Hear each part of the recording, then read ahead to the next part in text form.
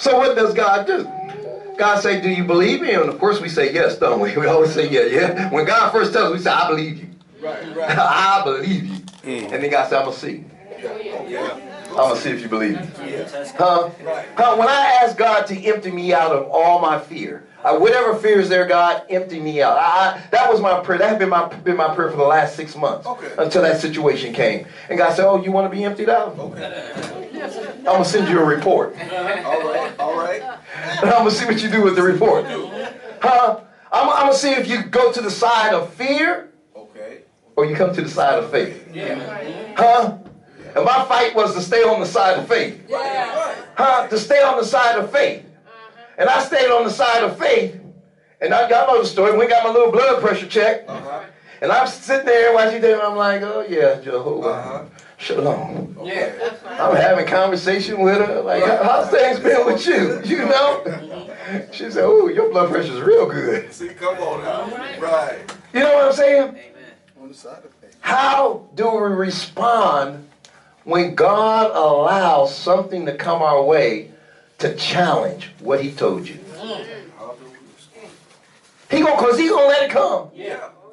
He is going to let it come because he needs to know, do you believe me? Now I'm pointing to the sister back here. Do you believe me? That's the way we act in this church. Do you believe me?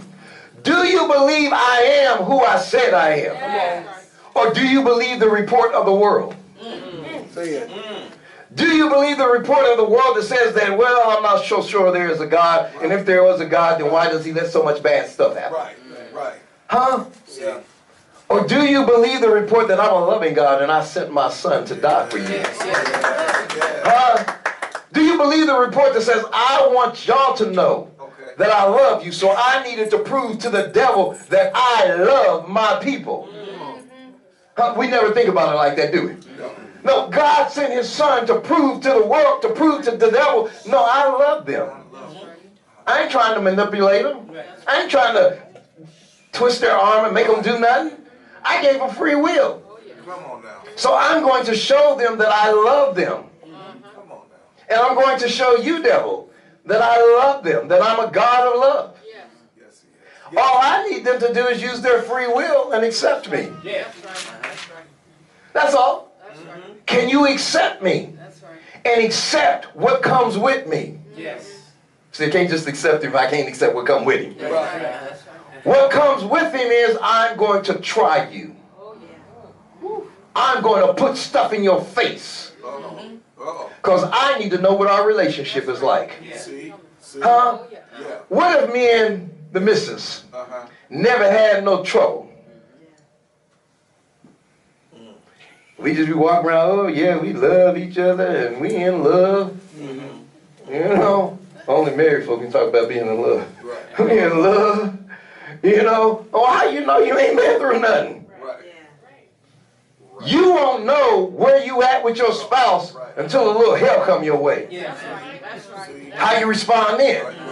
You still in love with her? Huh? She's still pretty? Still beautiful? Still want to get mad with her?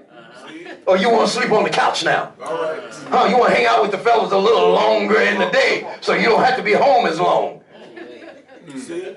Huh? Which one is it? Just because a little trouble come our way, why are we falling apart? God still loves us. He still loves us. But he knows what's there too, don't he? What did Job say? Job said the very thing. What did he say? The very thing that I wasn't fearful of? Did I get that right? The very thing I'm not fearful of? Oh, the very thing that I feared the most come upon me. There's a statement that says that what I'm fearing is coming my way. Huh? Who brought that his way? The enemy brought that his way. The devil brought that his way. Why? Because the devil knew what his weak spot was. The devil knew he was fearful of some stuff. He said, I've been watching you. I know you scared of this. And boy, if I get a chance, I'm going right at that. I'm going right at your jaw. Right? And so God turned him loose. He said, go to the weakness. But watch this. The love for God was stronger than the weakness that he had. Wow. See, we can overcome the weakness if we have love. So we got to love him enough. Trust him enough to know that he will strengthen us in the area of our weakness. Sound mind. Is that right? Israel, this is what God don't want us to do. Don't murmur in discontent. See, they did it against Moses and Aaron. But what they didn't understand was they was doing it against God. Wow. Don't murmur and complain against me, the pastor. Because when you murmur and complain against me, you're murmuring against God. Huh? Wives, don't murmur and complain against your husband. Because when you murmur and complain against him, you're murmuring and complaining against God. Don't murmur and complain against your parents. Because when you're murmuring and complaining against them, you're murmuring and complaining against God. What I'm saying is, it's all God's business. And if you are God's children, and if we are God's children, then we don't murmur and complain about situations, about circumstances. We don't blame God for stuff that God ain't done. Right? We just don't blame him for stuff that he ain't done. God said, now, we got a promised land. Do we have a promised land? God said that I've laid before you eternity. Huh? But we got to walk up there, don't we? God said, I laid it before you. You on a journey to eternity. But there's going to be some obstacles in your way. They're going to look like giants. They're going to look like mountains. But know this. You know, I thought about this text. I said, I don't know, Lord. I said, because I feel like we're in a better place than Israel was in. I mean, they had to use their faith, and we got to use our faith too. I get that. I get that. And faith is the thing that we got to use. I said, but boy, oh boy, you don't talk about your spirit being in them. Right. Huh? You don't talk about your spirit being in them. The Old Testament said your spirit came and it left. It come and it go. But you gave us your spirit to be with us always. Always. So they didn't have that. I couldn't find where they had the spirit of a sound mind, or of power, or of love. I just couldn't find it. Because during that time, God says, I'm operating off of, do you love me? And if you love me, you'll trust me and you'll believe me. That's right. Wow. Here's the problem. Most of us have a problem, if we be honest, most of us have a problem with intimacy. We just do. I ain't talking about laying in bed with nobody. I'm talking about just being close. That's right. That's right. Most of us have a problem with that. When we have a problem with that, it shows up in our worship. Oh, yeah. See, come on now. Come on. Because worship is about intimacy. Yes, it is. Being close. Being close. So what did God tell me? I'm sidetracking just for a minute. What did God tell me? Me and Brother Brown was talking about it yesterday. Me and the wife talked about it a little bit. She actually had to do what Mr. Linguistics is over here doing. She had to do some word search. Okay. Yeah. I said, you know what the Lord is telling me? When it comes to intimacy with him, when it comes to worship with him, he didn't call us to emulate. He called us to imitate. Come on now. Come on now. Come on. Huh? Emulate means I'm trying to be one up on somebody else. Oh, watch out. It gets into comparisons. Who I'm better than. I do it better than that. Come on, Pastor. Making myself better. See? Emulate says that something has been taught to me and I follow. Yes. So, in worship, who do we imitate? Okay. It ain't Hillsong. Huh? It ain't Jay Thomas. Songs are good. They're on the right track, but that ain't who we imitate. God gave us somebody in the book that had a heart after him. One who knew how to be intimate with God. One who knew how to lay down and just love on God and allow God to love on him. Yes. Yes. David was the ultimate worshiper. He is our example of how it is we worship God. Come on now.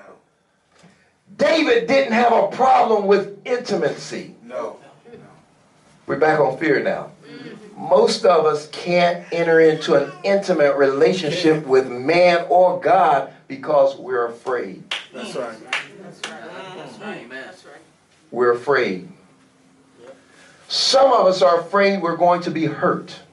Yeah. Yeah. For some of us, it don't feel good.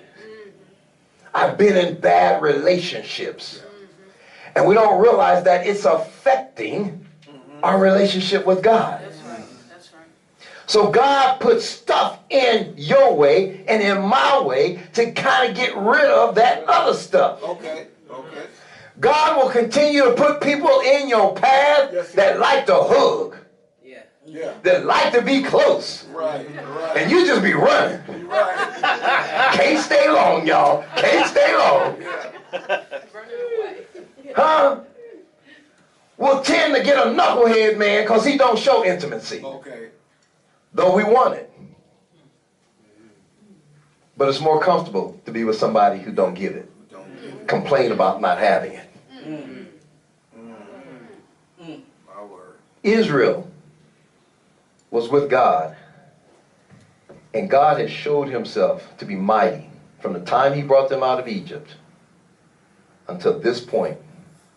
And the thing that hung them up was fear. My word. Their fear showed God that you don't trust me. So here's the question for us. Do we really trust him? Because if you trust him, if your faith is really operating, if you can have broke faith or you can have operational faith. Your broke faith would be faith that just say, I believe. Operational faith would say that I believe and I operate in it. Right. I operate in what I believe. What's that mean? If I have operational faith, then that means I can see what it is God is going to give me before my natural senses can observe it. So, another example. This is natural, right? Right. Right. Make it anything you want in your world. Whatever it is right now you want and you doubting or you struggling with, make that this right here. That's this. Okay. What God needs us to be able to do is put that over there. Can you see it now? No. Can't see it with your physical senses, can you? Right. Now, just for a minute, close your eyes and capture it with your perception. Perceive it.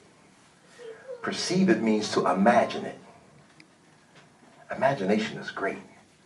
Now, you've seen me put it there. Yes.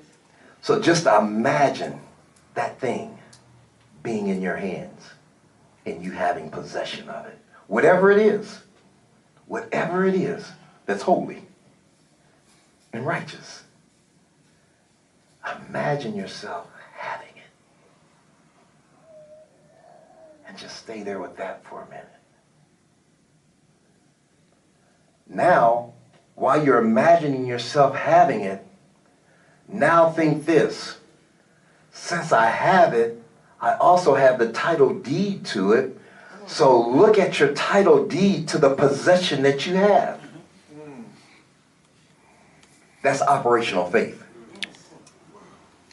It's when you can see the thing that you request and require of God before he actually physically gives it to you. And you can hold on to the title deed. When you hold on to the title deed, you're literally moving in a way that regardless to what report you hear, you will denounce it. Because you know it does not line up and match up with the title deed that you have in your hand. Come on. Huh? So, just finished paying off the vehicle, right? She was happy about that thing. Vehicle's paid off. Got a deed, didn't we? Got the title to that thing. She got that title, opened up and said, look at this. You know, after 5 or so years paying for these cars, you'd be like, yes, look at this. Right. You know? God's good. That's what we got to do with our faith. See, she had to know the car was hers before she ever got the title deed. Right. In her That's right. instance, That's right. Yeah. But God is saying you got to have the title deed before you can have the possession. Come on. Huh? It was reversed for her. Right. She had the possession, but she didn't have the title deed. That's right. God is saying, I need you to have the title deed before you get the possession. Okay. And I need you to see it. Not with your natural senses. But I need you to perceive it. Just check it out in somebody, one of you gentlemen get Hebrews 12:1 in the Amplified. So y'all don't think I'm losing my mind. Got to actually get it and realize it's yours. When you realize something is yours, you're no longer fearful. Here's my example of that.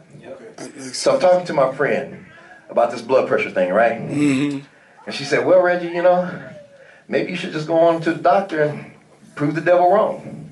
Prove all that noise in your ear wrong. And I said, you know, I was thinking about that. But God had to get me past something. He had to get me past the fact that I don't like doctors. He had to get me past the fact that I think doctors lie. Had to get me past all that stuff. Because I'm thinking I'll walk up in here and y'all going to tell me a lie. And I'm still in the same spot. You know, y'all ain't honest. So he had to get me past all of that. So I learned that was fear. It was a fear of the doctors and what their report could be. You see what I'm saying? So he had to empty me even of that. So he emptied me of that and I felt real good. I'm like, I ain't worried about y'all. Whatever y'all talking about can't stick to me. I'm like Teflon, baby. Come on. Can't stick. Been there. And so we go, and there's somebody doing blood pressure. We go to this health fair. Can't stand them things. Go to this health fair and get it taken. Here's my point. Because he had moved me through the fear, because I walked each step with him through it, and he got me all emptied out. When I got to the nurse, I was able to have a conversation with her and not get all anxious about what's going on. And when the report came back, it was a positive report, right? Here's the real kicker. Ain't had to fight the devil since about that situation. Come on. No more conversation. No more conversation. Shut him down. Shut him down. Faith, shut him down. But God had to take me through the steps to get me past the fears. He ain't got no real problem with us having the fear. He got a problem with us not getting past the fear. Here's another example. We can be afraid to stand up in front of people and speak. But we go ahead and do it. But we're doing it out of fear. And so we're not as effective as we should be. That's right. God still can't use us the way he wants to use us. Because that fear. Even though we did it like out of obedience, I'm here. But I'm still standing here in no fear. God said, I'm going to empty that out. I'm glad you got there. I'm glad you're standing up there. That's step number one. He said, now I'm going to get you to the point where you can step up there and not be afraid. Not be afraid. So it's real big when I look at 2 Timothy 1:7, when he starts talking about he hasn't given us a spirit of fear. I don't have to fear anything. That's not what he's given me. And when I don't fear it, I don't have excuses. When I don't fear it, my reality is not skewed. Fear skews my reality. Huh? What if it's my money? How many people, people been skewed by fear of how they're going to be able to live the rest of their life if they retire and what the retirement looks like and how much money is here and that. I've been around a ton of people like that and what it's going to be like. But what if I just trust the word of God? Let's say he's going to take care of me. Huh? I'm not saying I'm going to be all crazy and ignorant about how you spend the money or nothing. I'm going to be a good steward of my money, right? But I'm not going to do it in the mindset that my good stewarding is going to be what take care of me. He's going to take care of me.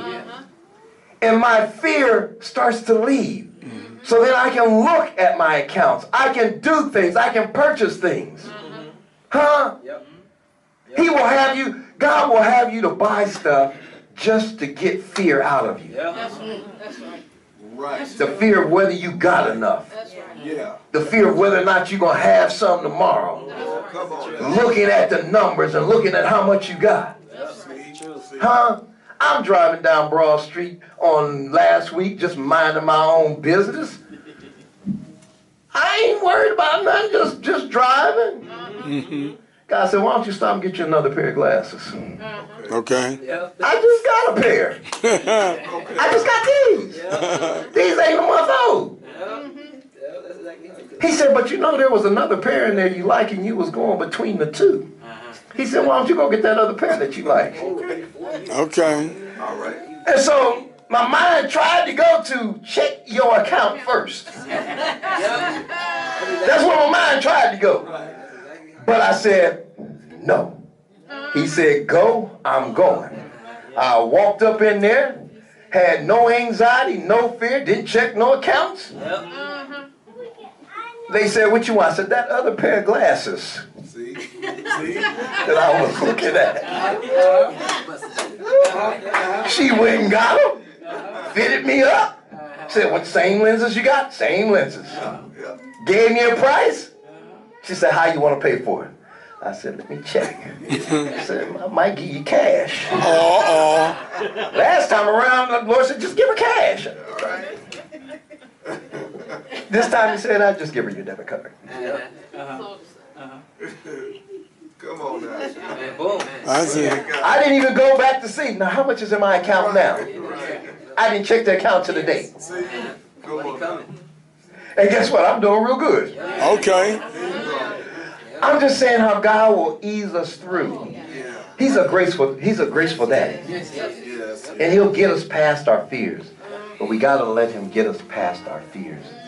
And I guarantee you, everybody in this room suffers from some kind of fear. Say that. Say that. Everybody. There ain't nobody in this room that's fearless. That's right. Nobody. Okay? I mean, there might be some folk up in here that's scared of bugs, That's right. rodents, That's right. dogs.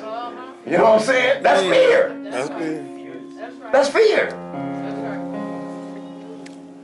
right. So God is like, let's get past the fear, because that's not what I've given you. That's right. And that's why he wants us to really meditate on that scripture. Oh, yes. That God did not give us the spirit of fear, That's right. God did not give us the spirit of but fear, of power power, and and of of love love, and of sound mind. mind. That's right. When you have a sound mind, Oh, yeah. then God looks at us like he looked at Jacob. And he said, you got the right spirit. That's what he was talking about. He said, you got the right spirit. He said, this guy he got a different spirit. Because his spirit was based off of trusting God and believing God. And when you really look at it, you understand that the only way you can really trust God is that your spirit connects with God.